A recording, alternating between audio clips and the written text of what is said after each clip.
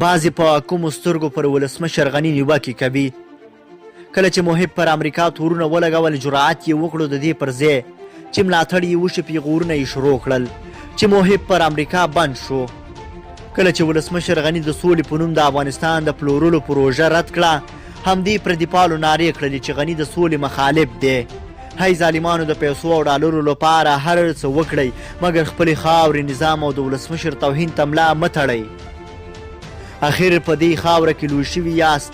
زده کړې مو همدلته کړي.